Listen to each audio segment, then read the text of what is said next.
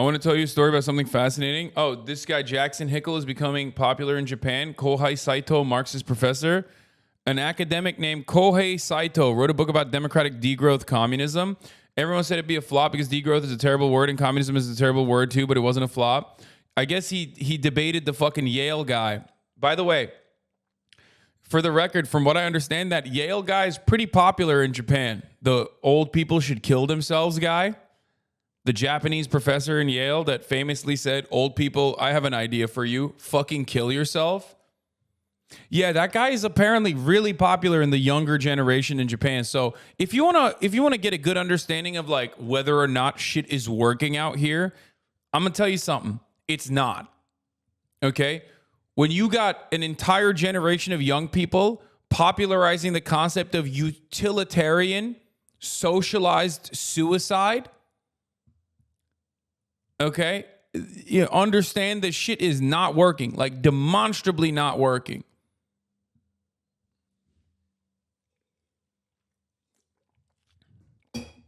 Two things that are not working in Japan: aging population and no clothing for big boys. Do you understand?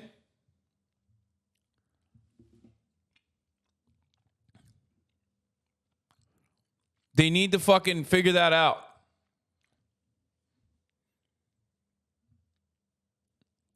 I've seen some of Kohei Saito's lectures, very good. Anyway, so the other guy in Japan is the Yale hyper capitalist one. I think, isn't that a generational thing worldwide? Young people hate old people due to generational economical differences. No, brother. There's a difference between, I wish we had the same opportunities that a prior generation had that they took for granted, and then here's a policy provision: kill old people or get them to kill themselves.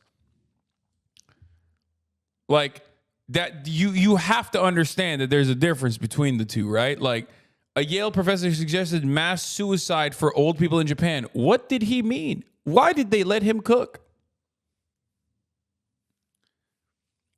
Which is really interesting because, like, especially in Japan, there's a culture, especially not even in just Japan, but like in Eastern cultures, including even in Turkey, we have a lot of respect for the elderly, and it's something that we actually look in America and like laugh about. You know what I mean?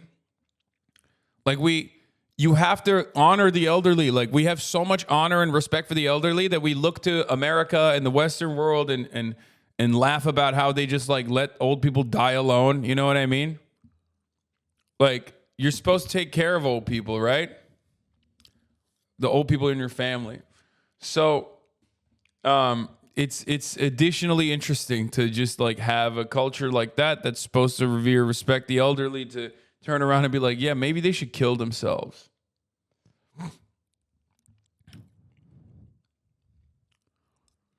Anyway, dude, I should get this Kohei Saito guy to hang out with. That's who I need to talk to. I'm Chinese, and when I first came to America, I was shocked to learn that they put their parents into nursing homes. Yeah. Anyway,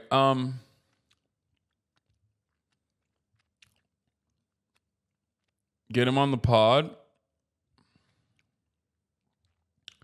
Fuck this. Watch the MILF Manor app. Man, chill. Maybe if America had that culture, we wouldn't have geriatrics working in government. Yeah. Oh, like the kill old people culture? Yeah. You must never stand out in Japan. Let's ask Shogo.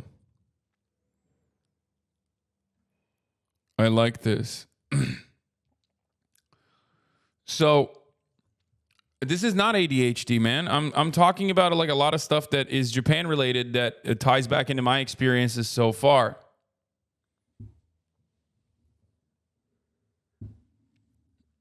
My East Asian history professor once said that Japan is something people have tried to study, but it was like sociologically and geographically distinct, but there's not a specific factor.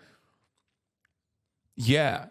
It feels like, bro, especially with the language barrier, it feels like you're a fucking alien that dropped on to a foreign planet, and the people there look like you, So like you're lucky everyone's a humanoid, right?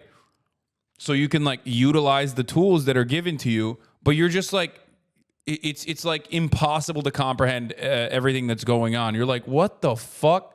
How does this shit work, dog? How? Like as someone who has been all around Western Europe, I've as someone who grew up in Turkey, someone who's been all around Western Europe and been in America, when I look to Japan, I'm like legitimately confused about how things work. What is this? Idea for you? Fucking kill yourself? I have an idea for you. Fucking kill yourself? Okay, dude. Fucking Austin trying to get me banned. A lot of them know you're famous because you look like Chad from Bleach.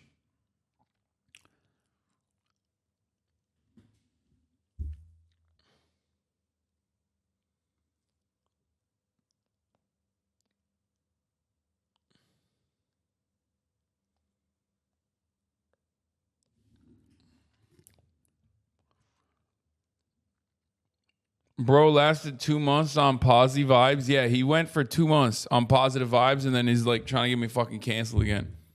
Anyway, so yeah, Kohei Saito wrote a book about democratic degrowth communism. He's Japanese. He's a Japanese Marxist academic, but it wasn't a flop. It was a runaway bestseller. The publisher sold 500,000 copies. Bookshops kept running out of stock. Something about this idea lit a flame among Japanese readers, young people in particular. People are hungry for post-capitalist ideas. It contrasts starkly with the West, where many socialists still cannot bring themselves to say degrowth, and many environmentalists still cannot bring themselves to say socialism. People once thought the same was true in Japan, but someone had the courage to break the taboos. Saito is an expert on Marx. He developed his ideas while reading Marx's unpublished notebooks from the last several years of his life. He draws on this work to articulate a vision for a just and ecological post-capitalist transition, rooted also in anti-imperialist principles. The conventional wisdom is left in Japan was in decline, but with Saito's book, that seems to have changed. The media cannot get enough of him and his ideas, not just in Japan, but now in Europe too. Saito has 2 books coming out in English soon. One is an academic text about Marx, ecology, and degrowth. The other one is...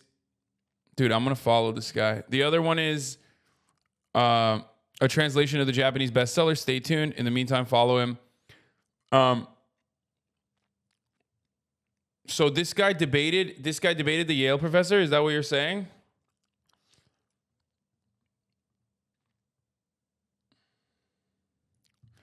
I'm not super fond of degrowth, obviously.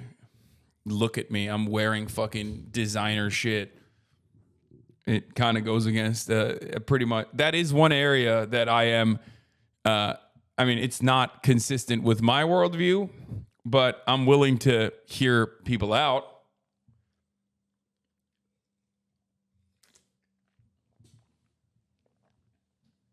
Yeah, you kind of asked for that.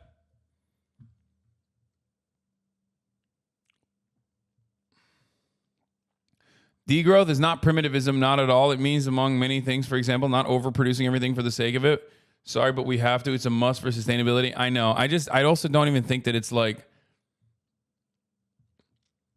I'm a firm believer that mechanisms of control within governance are a necessity. And one thing that you have to do it's like entirely against my my concept. We only need one brand of cookie made by the government. I personally 100% believe that forms of control is an absolute necessity. It's just, it is what it is. It's just like, you have to have a government and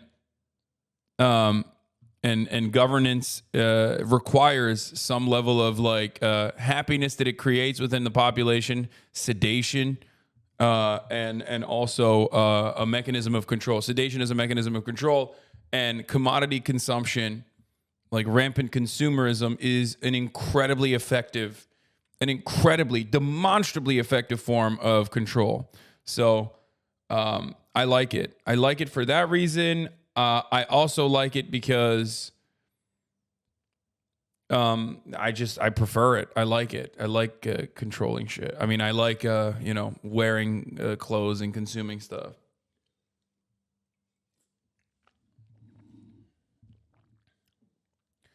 Degrowth Andes when they get asked about insulin production. Okay, anyway. The book starts from three things coming to an end today. Fukuyama proclaimed the capitalist end of history, and traditional Marxist view of historical materialism as a progression towards the end of history, but the ecological crisis puts us at a potential end of human history. The Anthropocene reveals the end of nature as an independent entity distinct from human society. However, while Latourians derive from this an ontological monism that cancels the human non-human distinction, Saito defends a dualistic theory of metabolic rifts. Also, capitalist realism, a la Fisher, comes at an end. Eco-socialists are actively imagining alternatives to capitalism. Reviving Marx's writings about the ecology of capitalism could help. Marx wrote notebooks about natural science that constructs a helpful theory of metabolism. Ultimately, Saito claims that Marx experienced an epistemological break. Interesting.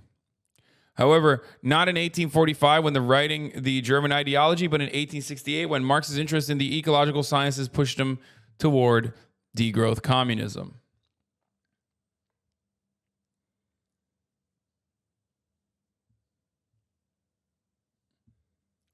Need to read more about degrowth conflicting with forms of control? No, don't. That's just me. I'm an idiot. Don't listen to anything I say. Okay, these people are infinitely more intelligent than myself. I just personally think, as a dumb guy, I know how dumb guys operate, and dumb guys need like sugar and treats. And when you have a healthy diet of sugar and treats, a steady flow of sugary treats, and just whatever kind of treats, you will be more sedated, less interested in revolutionary action, less interested in recognizing the inherent contradictions within capitalism, as a matter of fact. It's not so much the Red Scare propaganda or all of our cultural institutions being propped up by capital owners to reinstate the attitudes, like reinstate or normalize the capitalist mode of existence, okay? It's not just that. I think the treats help a lot, okay? They help a lot, like really a lot. And I think that you kind of need that. You kind of need that. I like it. I need it. Don't do degrowth, please. I like my treats. Anyway, we talked about the good about Japan. Let's talk about the bad. This migrant worker in Japan gave birth in secret because she feared deportation.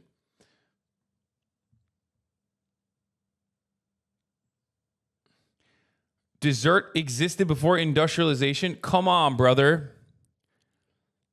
If I were to like rip you from your current form of existence and put you in a situation where you have one fucking bland brand of cookies that the government made, you would lose your fucking mind. Don't act like pre-industrialization desserts were the same. Like what? Come on. And I also personally don't think that that's a solid way to like advocate for normal people too.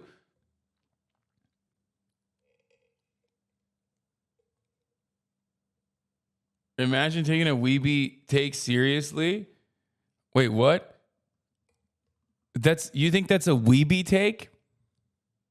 I mean, it's a pretty common, anti-Marxist fucking take is that, like, government mandated one type of cookie, which is a joke for the most part. But, like, also, if you're talking about pre-industrialization cookies, like, that's not exactly a good selling point, okay? That's good if you think... That's good if you think the government is at least like making cookie production. This motherfucker's not even saying that. He's just saying no cookies by anybody. You make it on your own if you want.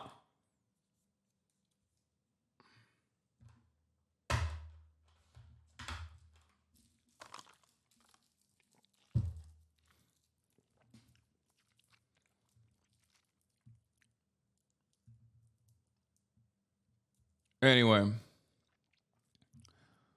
Watch this while I go grab some more coffee. And gave birth in secret because she feared deportation. I'm standing outside the Japanese Supreme Court because a Vietnamese national is standing trial for abandoning her stillborn twins' bodies. Late Thi Lin first came to Japan in 2018 when she was 19 as a government-sponsored laborer in order to support her family, especially her ailing father. Now 24, she most recently worked at a mandarin farm in southern Kumamoto Prefecture. When she got pregnant, she didn't tell anyone because she was afraid she'd lose her job and be unable to send back money to her family in Vietnam. According to a study, nearly 40% of working Vietnamese women in Japan were told they'd be penalized or deported if they got pregnant while they were employed, even though that's illegal under Japanese law. So instead, she gave birth alone in her room in November 2020, but she gave birth to stillborn twins, so she wrapped them in a towel and put them in a box. But the next day she worried about her health, so she went to the hospital. Once there, doctors asked her about her pregnancy. They learned about her stillborn babies and reported her to the police. She was arrested and charged with unlawfully disposing of and hiding human remains. If found guilty, Lin could spend up to 3 months in jail. Her case has exposed a long-standing problem for migrant workers in Japan, some of whom report physical abuse, overwork, and being forced to get an abortion. Yep. There's the good of Japan and then there's the bad. You know what I'm saying?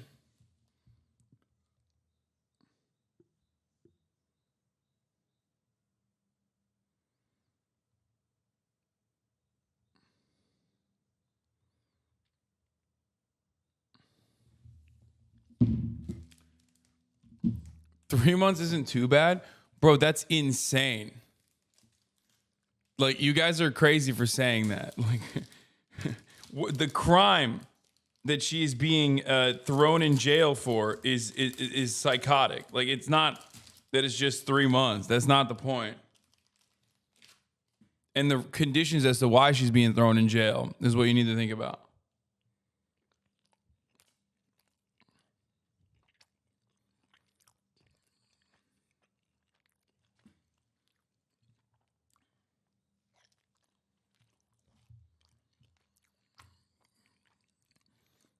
This is the greatest thing.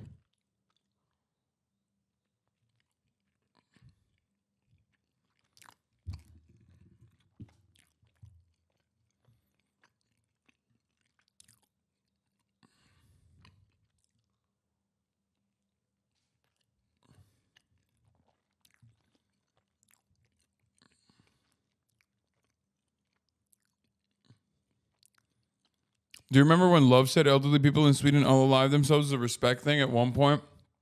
Yeah, Midsommar, brother. What are you talking about?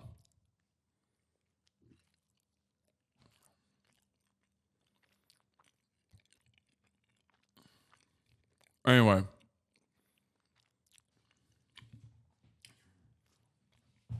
Yeah, there's mouse sounds. I'm making mouse sounds. I'm sorry.